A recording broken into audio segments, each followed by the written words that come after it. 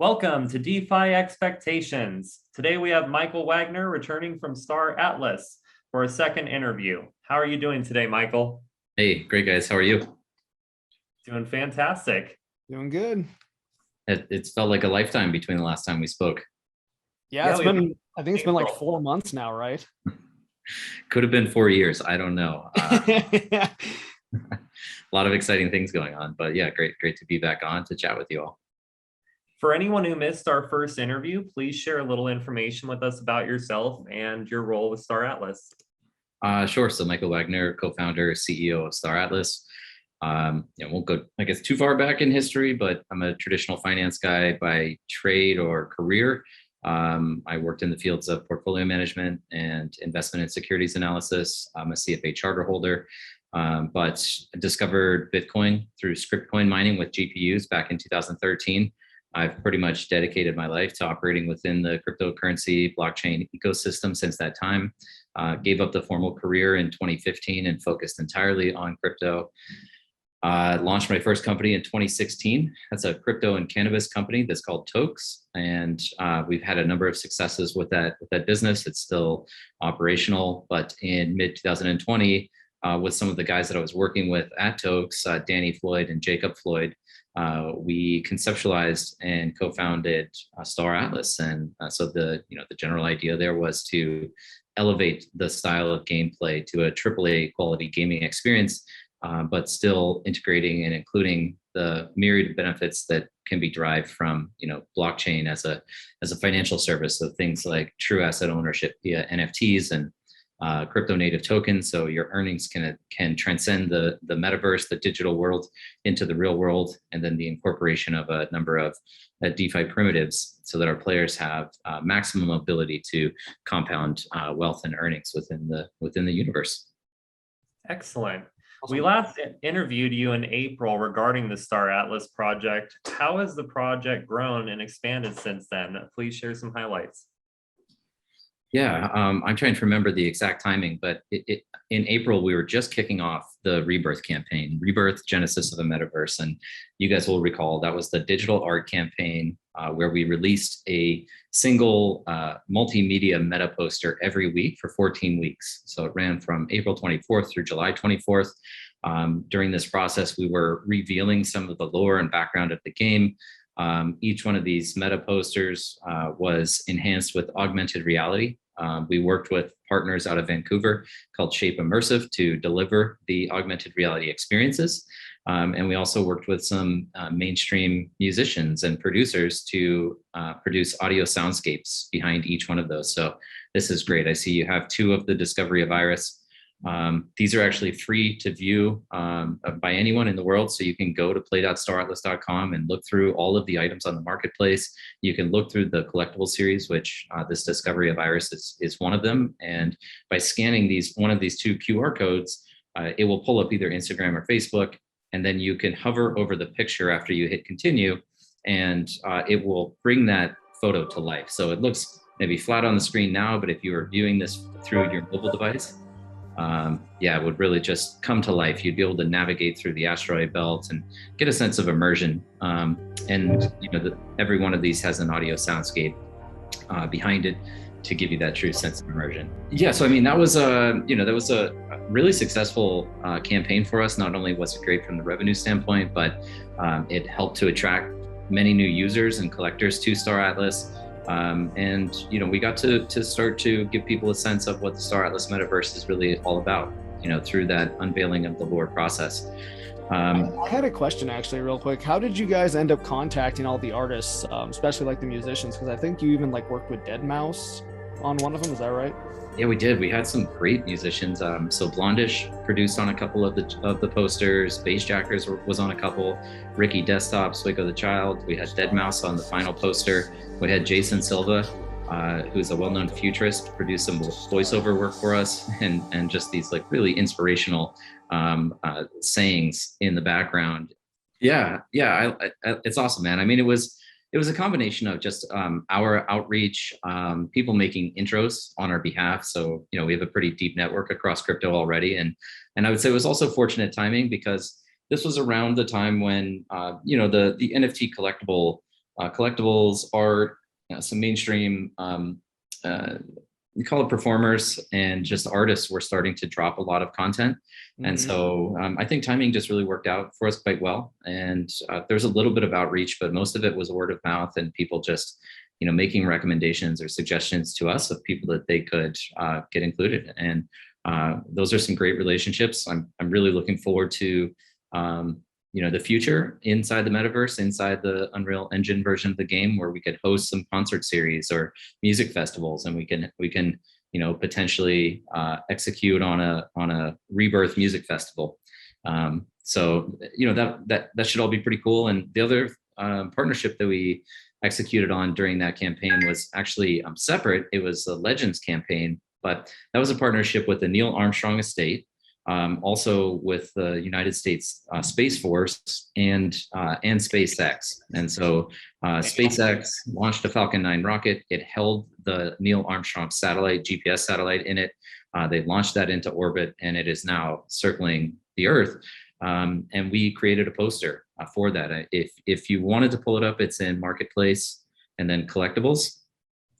But this was a real world partnership with major historical figures. I think it's you might have to scroll down.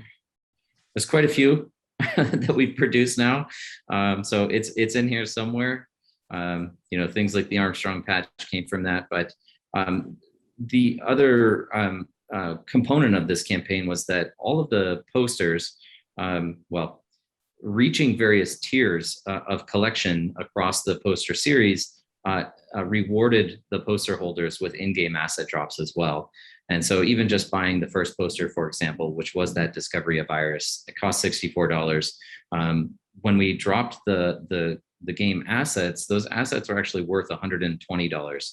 We had estimated 58, but after concluding with our economic model and pricing, the rewards ended up being worth about 120. So not only did you get the piece of art, you got $120 worth of game assets. And then we also provided access to the 2 satellite IDOs during our token generation event at the end of August. So you would either get additional lottery tickets at Radium, or you would get access to a guaranteed access to allocation on one of the pools at Apollo X. So that was pretty cool. That consumed, most of the time. Like I said, it was April 24th through July 24th. August was a super busy month. Full upgrade of our marketplace and complete integration of Serum and all of Serum functionality into it, so that when you go and trade one of these items, you see the order book. You have buy and sell capabilities. You can set different order types and quantity limits. But also in August, we released our game economics and tokenomic white paper. That was on August 17th. We launched a brand new website at staratlas.com. Once again, trying to create the sense of immersion and pulling people from the physical world into the digital world. And we released a cinematic teaser trailer at that same time. Yeah, so this is the website. Super cool. The cinematic teaser trailer was really a hit. More to come on that actually at the end of September. You'll see part 2 of that. Yeah, it's a pretty impressive little trailer. Actually, Fry, are you able to play it real quick?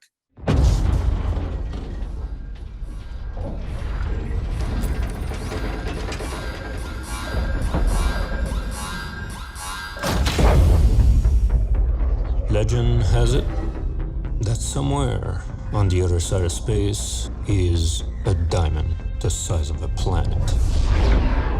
And everyone is out to find it. So I guess it all comes down to one thing. Who will find it first?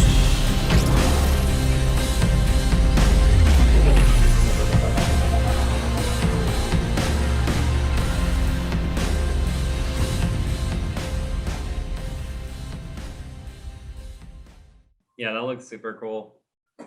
So I had a question since we were talking about Serum. So quoting a Medium article that you guys had actually released, I'm quoting, powered by the Solana blockchain and Serum protocol, Star Atlas provides real money-making opportunities for metaverse gaming participants. Can you qualify that statement a bit? What is Serum's role in that Star Atlas ecosystem, and what will DeFi lovers appreciate about what they can achieve financially by playing the game? Sure. The primary reward mechanism in the game is one of the two tokens that we have in the ecosystem. So that's Atlas, which is the medium of exchange or transactional currency across the entire metaverse itself. Where we integrate Serum, though, is in our marketplace and in the peer-to-peer trading of these assets. So when we roll out new campaigns like we did with Rebirth and like we did at the beginning of September, which is the very beginning of our Galactic asset offering where we sold some ship assets, that all exists and lives entirely on Serum, which of course is the decentralized exchange protocol that is built on top of Solana. So the way that, it's not necessarily the way that people make money from the game, but it is the way that they transact with other users. And so purchasing a ship is kind of your stake into the game. You can play, you can earn money in the form of Atlas from that. You can liquidate Atlas on the decentralized exchange, right? So you can either, we don't have the functionality to trade that on the play.staratlas.com portal, but what's really cool about Serum is the way that their AMMs and liquidity pools work is that all of that is pooled capital on what's called a central limit order book. And so, as opposed to the way that other forms of AMMs work, all of the liquidity across the entire Solana ecosystem is actually pooled together on Serum itself. And so you get the greatest depth, the greatest liquidity, the lowest slippage, and really the best fees. And that is not only one of the core elements of our marketplace, but once again, when we get into peer-to-peer trading of assets, all of those transactions will take place on Serum as well, and of course be settled on Solana. Now, where we're looking at additional benefits for DeFi integrations in the future would be maybe not necessarily through Serum itself, but through things like participation in liquidity pools. So Radium.io is a DEX and AMM that's also built on Serum. So it shares the liquidity pool with any of the Star Atlas assets, and users are able to stake things like Atlas or POLIS with Radium in a fusion pool where they get dual yield. They actually get rewarded in Radium tokens, Ray tokens, and in either Atlas or POLIS, depending on the pool. And they also have USDC and Atlas and POLIS pairs. So those allow our players that are holding these assets to stake to the LPs and pick up yield. And right now the yield's anywhere from say 100 to 200%. I know when the pools first opened, they were something like 300% APR per year. So compounding that would actually deliver superior returns. But we're also looking at things like decentralized insurance integration, so you can insure your ships, as well as decentralized lending protocols through Jet protocol, which is an up and coming product on Solana that would enable players to rent out or lease out their assets. So their ships, they could lend those to other players via smart contract. The players that maybe can't afford that ship can spend a smaller rate to borrow it for a period of time with the objective of earning a net profit through it being actively engaged in the game. Whereas the people that are contributing assets to that pool are looking to pick up residual income, very much in a kind of a sharing economy model, kind of like an Airbnb, right? You own an asset, you want to allow public access to that, and you rent it out to other people and you generate revenue through that. So DeFi is going to be a major component across this game, and we're looking at a lot of different protocols that would add value to our players. And the beauty of decentralization in general is that we don't have to build any of these, right? There's an entire ecosystem of products and projects that are building on Solana, and it just continues to grow exponentially. And we're going to be able to pick and choose which of those features we provide to our user base, and that will largely be based on which features and projects we think add the most value to our players. So is Solana going to play any kind of role itself, like the coin token? Is that going to play any role specifically in the game? Like, is it going to be kind of like Ethereum where you have to spend that each time to make transactions? Yeah, I haven't played around in the Solana ecosystem at all yet.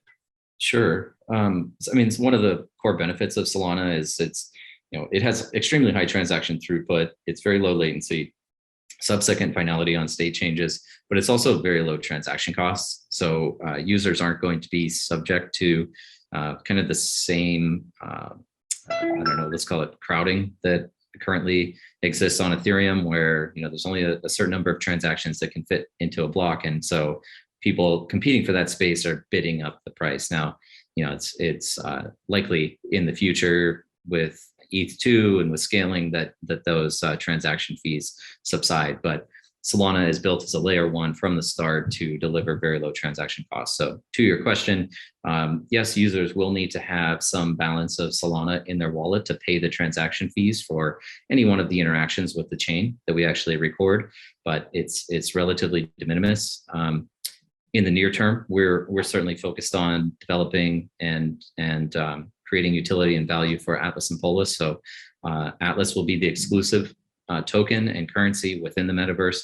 POLIS is a governance token, which actually permits those governors, the stakers, to not only earn emissions and yield in the form of POLIS, but also submit proposals and vote on proposals related to the future development of the game itself, things like asset release schedules and feature releases and economic decisions related to inflation. But POLIS also has utility within the game in the political strategy component. So there's 3 tiers of DAOs within the game that starts at the faction level, which is kind of the highest level in game. There's 3 factions across the game, and so there will be 3 faction DAOs. And then there are regional DAOs and guild DAOs, which we call decentralized autonomous corporations. But the whole idea is that within these groups and these segments, the players that are staking assets to that get, they have the voting rights and the power to not only manage the treasury of the guild or, of the faction or in the external DAO, but also influence changes that take place over time. I have so many more questions from that. I have a couple I'd like to hop in with real quick, if that's all right. But there was something you actually mentioned, and it excites me a bit because I was going to ask about this, but it seems like you guys are pretty far ahead in your thinking about how you want to do this with DeFi. But lending and borrowing seems like such a smart, like a no-brainer, just because some of the assets you can buy in the game are so expensive, like it would justify the greater expenditures to be able to borrow against that asset and use that money in the DeFi space, So I think that's awesome. And it leads to my my question then, which would be, so Solana, what did that downtime experience look like to you guys the other day when that took place? So what actually happened, and was there any downtime to Star Atlas? I have to be honest, it was kind of best possible timing for us. We had no events going on that day. We weren't launching any products on our marketplace, and we're still in development on the mini game, so it didn't halt any activity within the game because it hasn't fully rolled out yet. So from a timing perspective, it didn't impact us at all. Also from a confidence perspective, it didn't discourage me whatsoever. What effectively happened was the node network of RPC nodes, the communication layer, and these validators, some through a network of bots, and whether this was intentional or not, I don't think has been revealed. I think it was unintentional. It was just people trying to get access to an IDO that was being hosted, but bots were able to submit enough messages, let's call it, to the network. It exceeded 400,000 transactions per second before it was essentially an overflow on that node that crashed it. And then the node network itself, because of the spillover of each one of these requests flowing into surrounding node architecture, it actually crashed the network. And that's why it all went down. Now, this was actually a known issue. There was a fix that was sitting in review. So fortunately, that at the time that this happened, they had a patch that was ready to be rolled out. It just hadn't been rolled out yet. It did take 16 hours or so for them to get that approved and rolled out, but the network was back up and running. And to my knowledge, there was no loss of economic value outside of the fact that Solana itself, the token, sold off a bit, I think, out of fear. But by and large, I'm not discouraged. We know that this is a beta network. We know that there's a lot of experimentation still going on. I'm glad they discovered it when they did, before we have hundreds of millions or billions of Star Atlas users operating on the chain. But yeah, I don't know if that fully answers the question. But to me, it's just kind of part of the game. We're working with experimental software. I'm glad that it didn't completely take down Solana permanently, right? It was pretty short term, even though it was about a day. Yeah, I appreciate that. It's kind of hard to sometimes get that perspective when you go into crypto Twitter and people just want to FUD projects just because it's not the chain they're supporting. And for me, I'm kind of an ETH maximalist, but I still appreciate what Solana's doing, and I still appreciate other networks. But like you said, and I appreciate you saying that, it is very much we're still in a test network. There's still a lot that we have to discover, and I still think that it's better to get the full picture before being judgmental about a network or whatever. But another question I had too was going to be on the nature of other networks. If there was a capability to bridge to other networks, would you ever have an interest in that for Star Atlas? We would consider it, but having that interoperability adds a significant amount, a compounding amount of complexity to developing out the game itself. So it's one thing to say, we fully support bridging between various protocols, and the bridges are being built. We're not going to build these. We're focused on developing the game. But when there are bridges available, like Wormhole Bridge between Ethereum and Solana, or Terra and Solana, or Avalanche, or BSC, whatever the case may be, I see that as a net positive overall for the ecosystem, because it removes some of that friction that exists in people getting comfortable with a particular protocol. We're bringing a lot of people over to Solana, and there's still a lot of questions about, how do I get my assets from Ethereum onto the Solana blockchain in the first place? These aren't exactly intuitive problems for people to solve. And so for us, there's a big education requirement, which we're happy to partake in. But if there were bridges between all of these protocols and seamless transition of assets between them, I think that would be a net positive overall. It means that people that are purchasing assets, say on our marketplace through Serum on Solana, could bridge those over to OpenSea quite easily and sell those on the Ethereum blockchain, right? If that's where they want to operate. So it also kind of allows for arbitrage between the different protocols. And I think that that's positive for market efficiency. But with respect to building the game, we are trying to build most of the logic on chain, which means we have to develop out smart contracts, right, for every one of the functions that people interact with. And if we had to build a smart contract for Solana and for Ethereum and for Terra and for BSC, and then make sure that those are all coordinated, it's extremely challenging. So I don't envision us operating multi-chain at any point in the immediate future. Maybe sometime far down the line when interoperability becomes a little more seamless. But generally open to bridging, just building, we need to focus on a single chain. Makes So sense. before we get too far from it, when you were saying that you're going to have the ability to rent ships from people like Airbnb, what would happen? I mean, I assume that they could destroy the ship, right? Yeah, I mean, a lot of research that we still need to do exactly on that. Clearly, there would need to be a few restrictions. So first of all, they wouldn't be able to borrow an asset and then sell that on the marketplace, right? And then take the cash. It would need to be secured in a smart contract. That would be pretty interesting if there was an underground market that developed doing that or something. So in theory, I think that if an asset went into the smart contract and a loan was created as a result of that, or maybe not so much on the renting, but kind of circling back to your point about giving broader access to people globally to some of the more expensive ships. To me, that's a very compelling reason to offer lending. But in that model, somebody could essentially borrow funds with the exclusive intent to purchase a ship with it. Now, the ship goes into the smart contract. The funds effectively go to us for the ship purchase, or to whomever they're buying it from.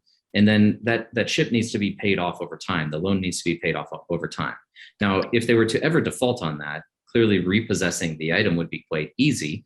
There would be some price volatility on the underlying asset that's collateralizing the loan, but that asset could then be delivered to whoever provided the loan, and they could determine if they want to sell it or hold it, for later as repayment of the loan. And of course, the people lending the capital would need to be compensated for that. So I don't know what the interest rates would look like. It might be 20%, 30%. But the other restriction that we would have to have in place is, I think we all talked about the deep space high risk zone that we have in Star Atlas, where there is permanent ship destruction. Users that possess an asset that's in one of these smart contracts would not be able to enter into that space, because if they lost the ship, if it got destroyed, they, of course, they would never repay the loan. They would just default, and there'd be no recourse. So we'd have to implement some features to restrict things like that. But definitely things that we're thinking about now. I mean, would it be, because like now that we're talking about this, my brain is just going into like all the most nefarious aspects of life. And I'm like, okay, so what if there is like, kind of like underground gangs, basically? Like, let's say, there's like essentially a space mafia, like where they're, or like a gang that goes and steals ships. Is that kind of stuff possible? Is that going to be possible essentially? It won't be possible to steal a ship from someone. They still possess the private keys, or the smart contract in this lending model possesses the private keys. What we're developing out is a model wherein, upon destruction or death, right, out in space, if your ship gets destroyed, some of the assets that are in that wallet that would be, considered to be included in the same geographic location as that ship, which could be crew members or components, modules, weapons, defenses, the ship hull itself. Any of these input components would be delivered to the winning party. So I fully anticipate there will be bands of pirates roaming out in deep space with the sole intent of attacking other players, destroying them, and capturing assets off their ship. Okay. And this kind of brings up another thing for me too. Like, I've heard a lot recently about the Solana projects that are pretty much like people just bringing over like soul punks. Sure. I saw like the what was it? The Bored Apes Yacht Club got pulled over. Yeah. And, I'm starting to see that, like, there's a lot of people complaining that that's what like a lot of people are using Solana for right now. Okay. How would you deal with something like people making fake Star Atlas ships and assets like that? I don't know that there's anything that we can do. It's nearly impossible to prevent. I think you just really have to establish a strong brand presence. Value is going to accrue where the utility exists and where the player base actually exists. And so obviously there's going to be competition. There's already plenty of projects that are cropping up that are, space themed like we are. Again, it's, different projects, different user base, different long-term potential. We're just focused on building what we're building. Unfortunately, in my own case, my personal portfolio is completely neglected. I haven't even seen any of the NFT drops on Solana. I have to be honest. I am 100% dedicated to what we're doing at Star Atlas. So my head is very much in the sand with everything that's going on around us. But I don't think that there's too much you can do. And unfortunately, a lot of those products will go to zero in value, but that could be said of just about anything in crypto. Yeah, pretty much. I wanted to give you the opportunity to talk a little bit about the Galactic asset offering, which has been going on since September 7th. So we'll go ahead and play the video.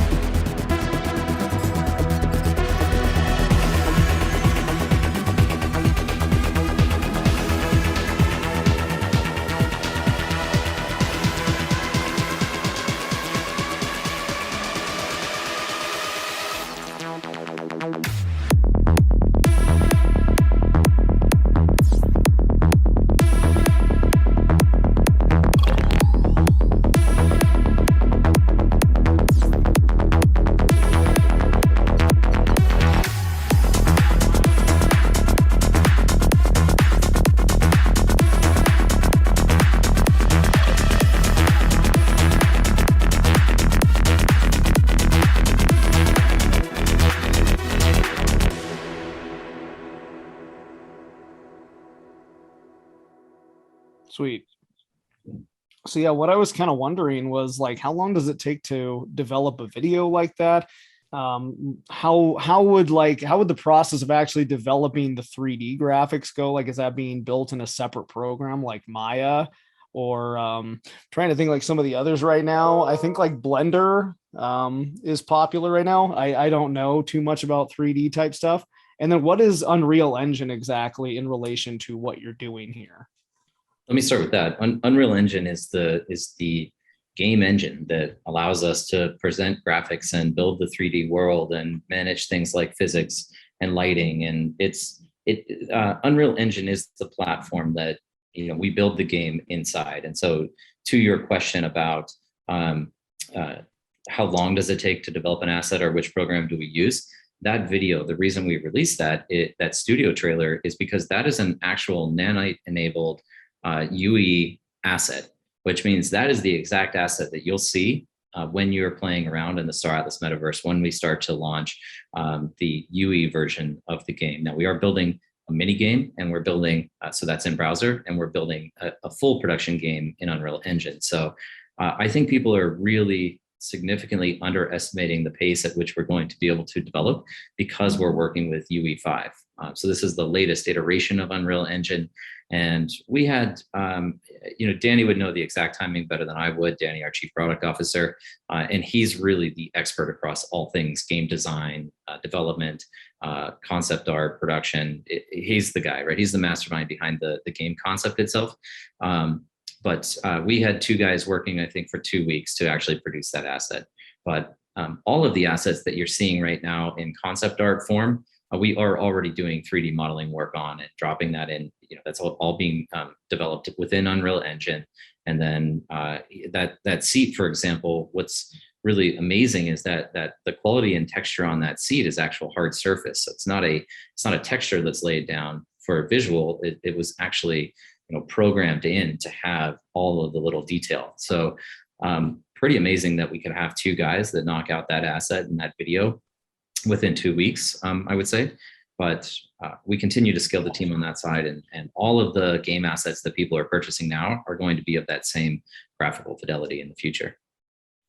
So, I mean, everyone can expect this to look basically pretty incredible when it's actually launched. Yeah, I mean, even everything from the lighting that you were looking at in that video to the asset, the glare, the reflection, the paint, the seat texture, all of that is in, we put on there, it is in engine, it's captured in engine. So that is, once again, when you're playing inside Star Atlas in the future, that would be the exact asset that you're actually flying around on. It will have that appearance and that feel. So it's pretty incredible cinematic quality tech. And Unreal Engine 5 just makes the development process so much easier. And this is kind of a naive perspective because, again, I'm not the game developer. That's more Danny's wheelhouse. But I can just see the production coming out, and just seeing that video, it's amazing what we're going to be able to build in a relatively short amount of time.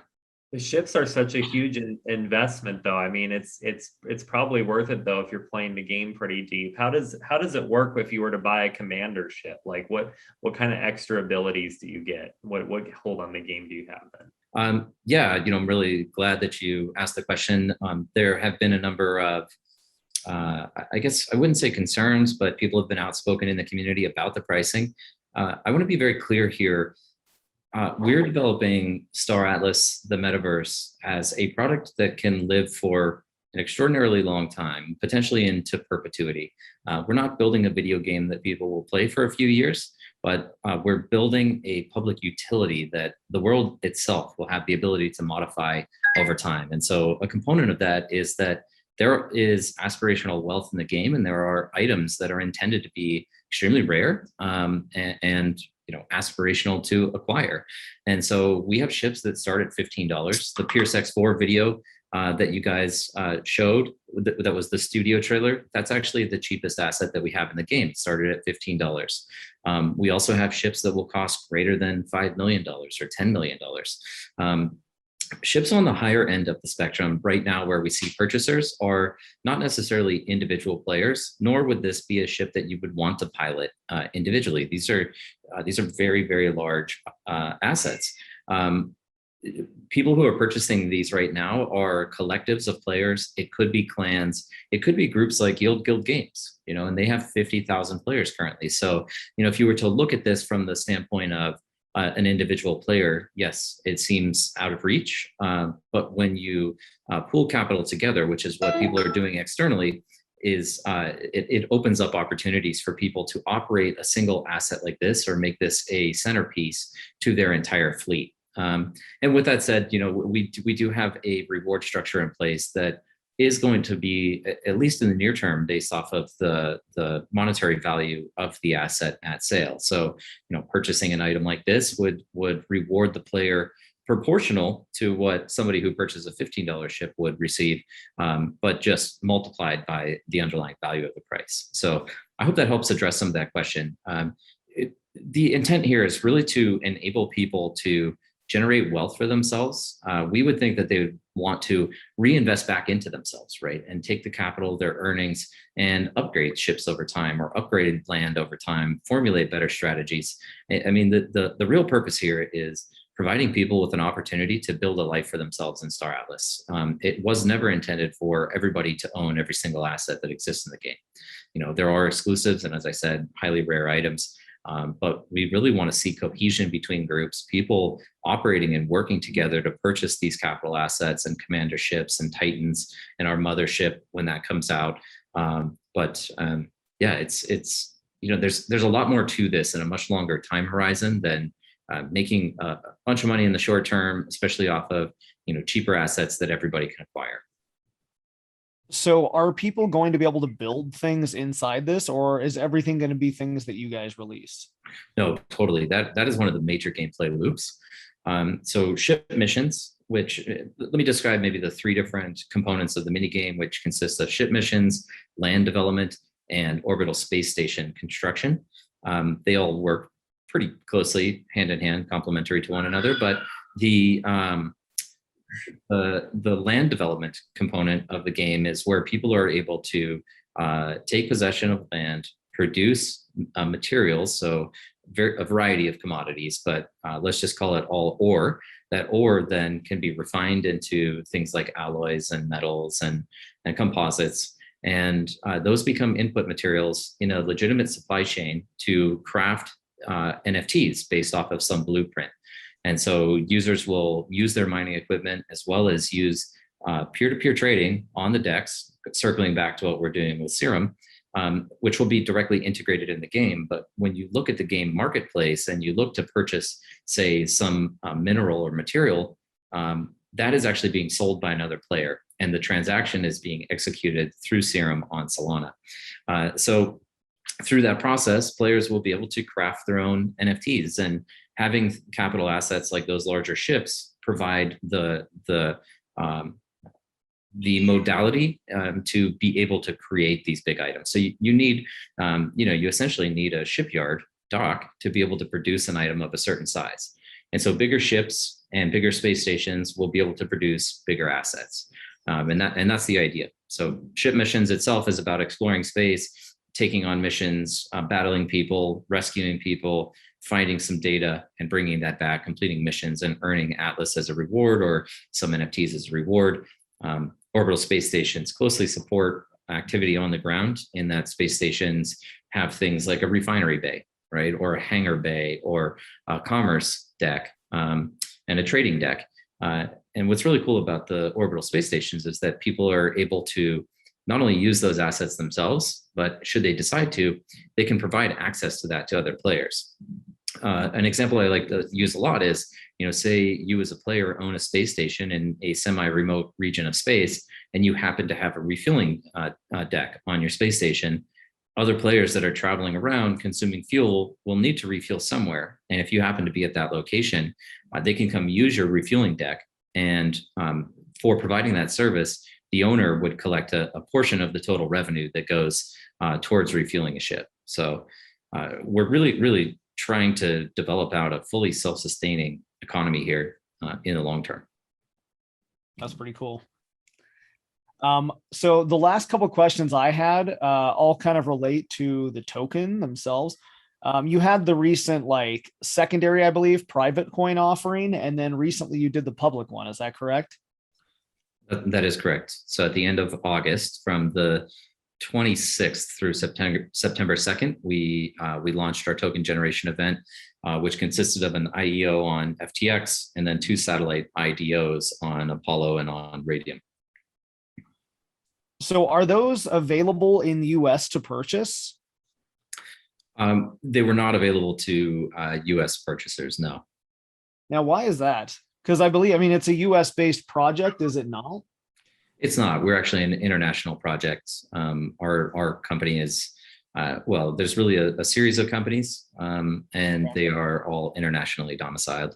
So the reason is not because we want to exclude US participants, it's because of the regulatory environment within the United States. There's a high degree of stifling inflation, not inflation, but innovation across the US because, there's an intent and a motive to protect US, you can call it investors, or token purchasers, whatever terminology you want to use.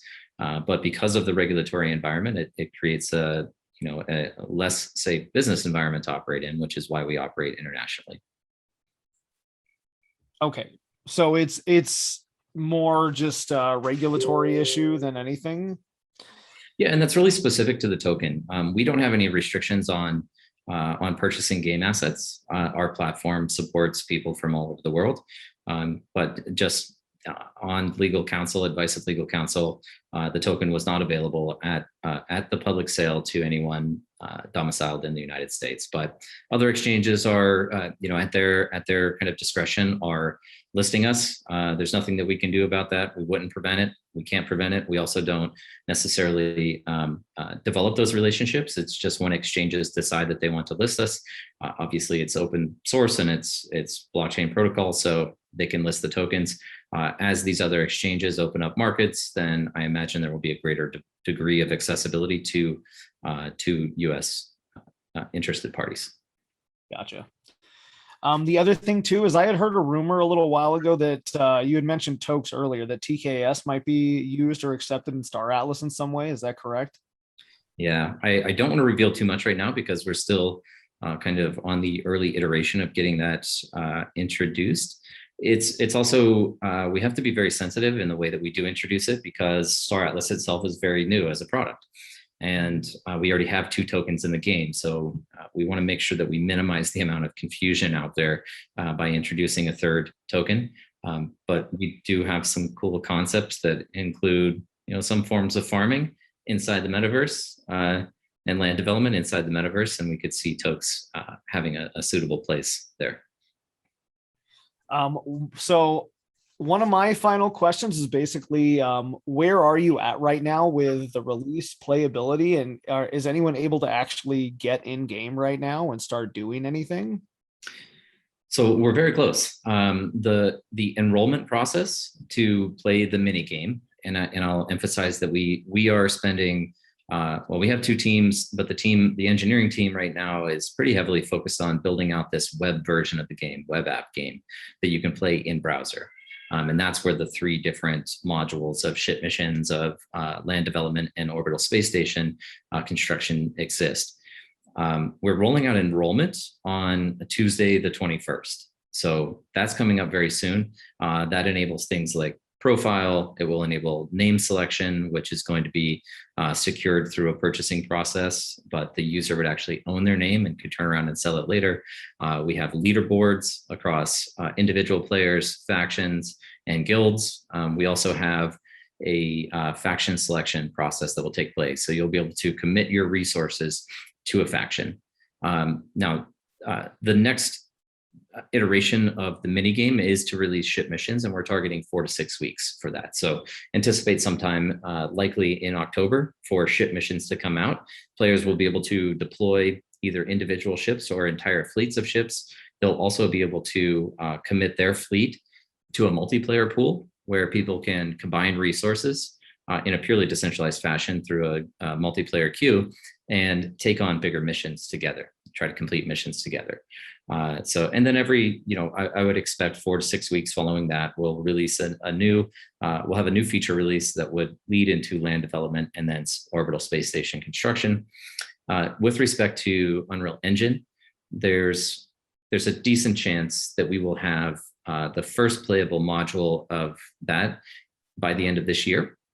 Gameplay is kind of not necessarily the term I would use. It will be a 3D environment that is designed around a showroom where people can enter in, they can socialize, they can view ships, they can configure ships, so change out components and modules and start to specialize.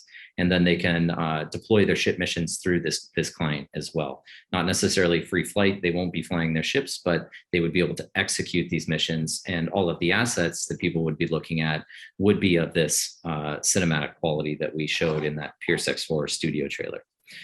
So the other component that I would mention that is not necessarily gameplay, but it is governance. And we're also putting a good deal of time right now into launching the POLIS DAO, which is the Star Atlas DAO governance protocol. And when that comes online, people will be able to stake their POLIS. They'll be able to earn staking rewards or emission for staking. They'll also be able to submit proposals and vote on those proposals that will lead to potential changes or the implementation of those requests by us as a development studio. And that's probably 3 to 4 weeks out.